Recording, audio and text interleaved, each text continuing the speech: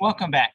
In this video, I'm going to walk you through a few extra practice problems dealing with determining concentration of solutions. So, pause the video, read through this one, and try to solve this one on your own, and then come back and I'll walk you through a solution. Welcome back. We want to know how many grams of sodium chloride are needed to make a 500 milliliter solution that is 5.0 molar sodium chloride. What do? Let's start by defining molarity, the unit of concentration. That's defined as the moles of solute per liter of solution. Sodium chloride is our solute, and then the solution would consist of water and sodium chloride. We know that the total volume is 500 milliliters. So what we need to know is the number of moles in order to find that molarity. So we can find the moles by taking and multiplying the volume of solution in liters times the molarity. That would be then 1/2 of a liter times the 5 molarity. That means we're looking for 2.5 moles of sodium chloride. To find grams from that, we take and multiply the number of moles times the molar mass. That gets us then approximately 150 grams of sodium chloride that are needed.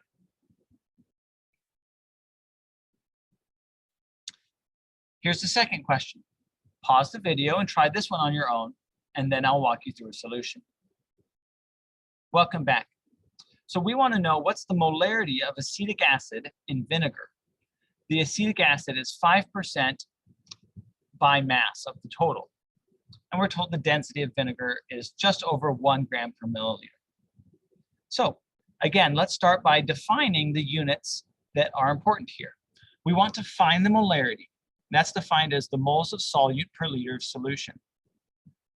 We know the density, and that's defined as the mass of solution per volume of the solution. And we also have the mass fraction. That's defined as the mass of solute per total mass. Now we're given the mass percent. And to convert from mass percent to mass fraction, it's a factor of 100%.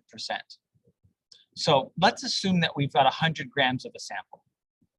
Why? Well, it makes the math easy. We know then that we have 5 grams, or 5% of that, is our acetic acid, which will abbreviate ACOH.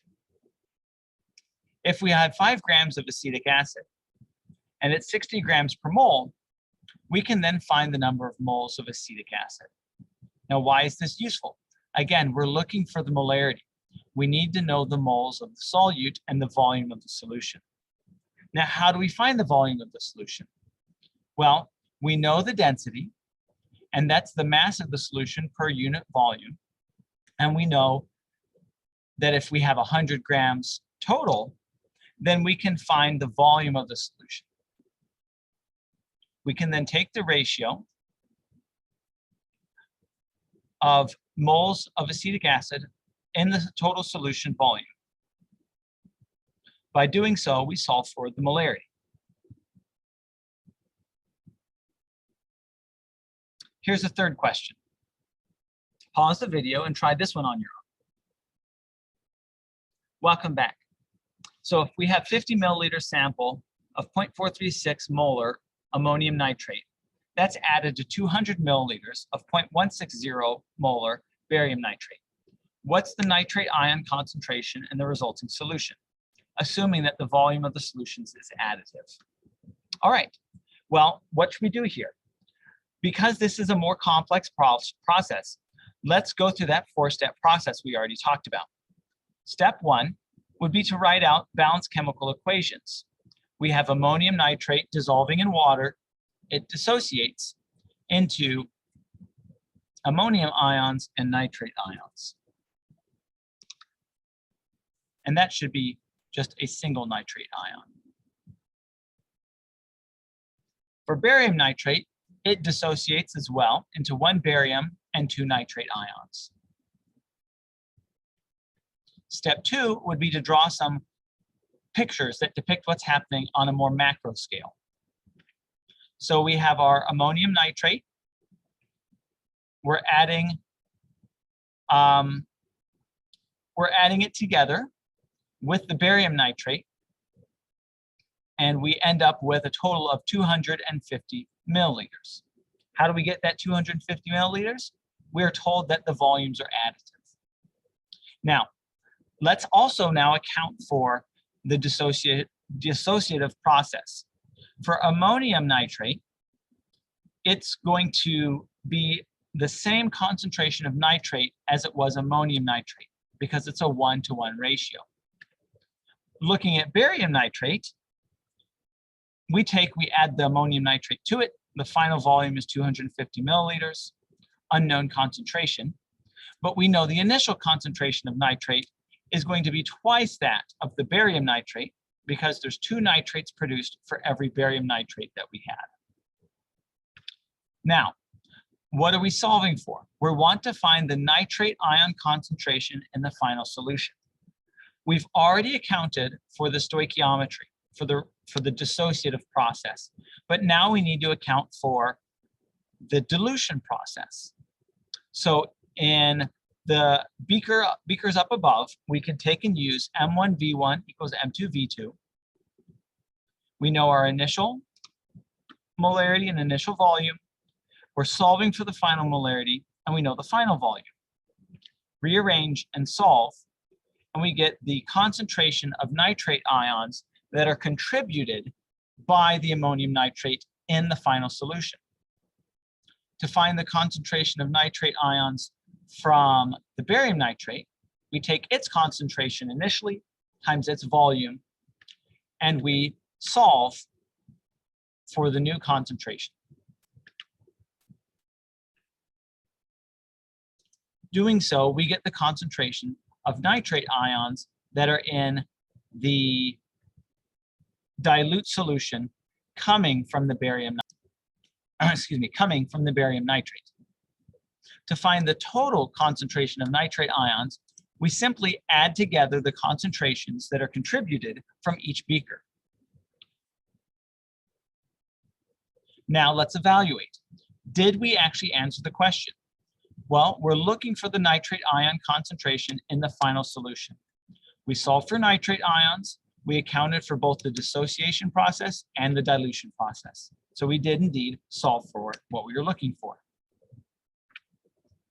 Let's do one more problem. Pause the video and try this one on your own. Welcome back. So we have 3 solutions that are mixed together. We want to find the final concentration of hydroxide ions, assuming that all the volumes are additive. So let's start with step number 1.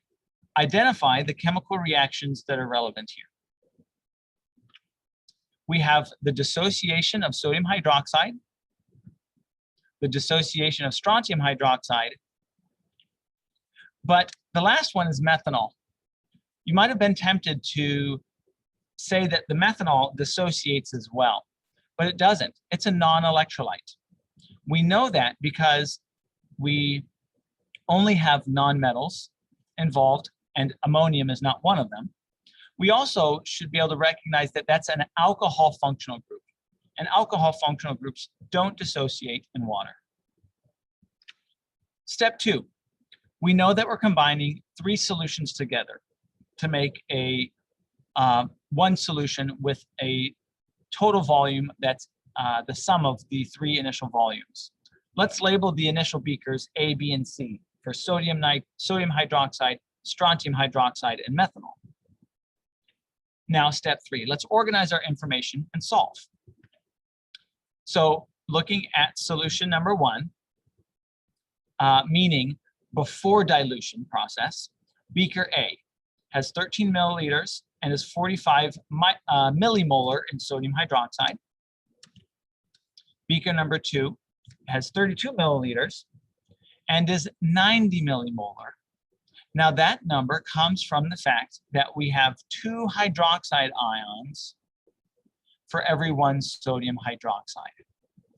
It was initially 45 millimolar strontium hydroxide, and we get 2 hydroxide ions for every strontium hydroxide. In beaker 3, it's 30 milliliters, but there's no concentration of hydroxide ions. Again, The methanol does not dissociate.